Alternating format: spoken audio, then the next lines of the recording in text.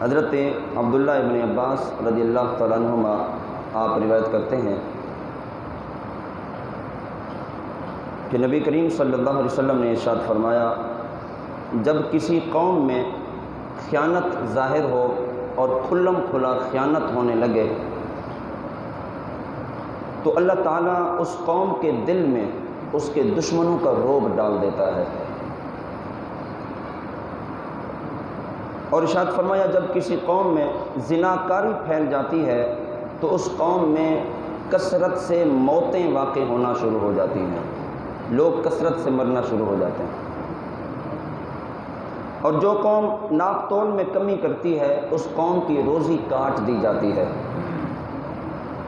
اور جو قوم ناحق فیصلے کرنے لگتی ہے تو اس قوم میں خون ریزی پھیل جاتی ہے، اور جو قوم عہد شکنی کرتی ہے، وعدے توڑنے کا مزاج بن جاتا ہے، تو اس قوم پر اس کے دشمنوں کو غالب اور مسلط کر دیا جاتا ہے۔ اس حدیث مبارکہ میں کئی چیزیں ہمیں سیکھنے کو ملتی ہیں۔ دیکھیں جس طرح اللہ رب العزت نے غذاؤں کے اندر اثر رکھا ہے، کچھ غذائیں ایسی ہیں کہ وہ بندے کو کمزور کر دیتی ہیں، اور کچھ غذائیں طاقتور کر دیتی ہیں، تندرستی دیتی ہیں۔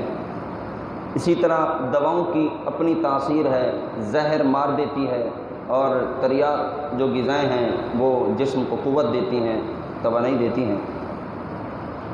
تو اسی طرح انسان جو کچھ بولتا ہے اس کے اندر بھی ایک اثر ہے،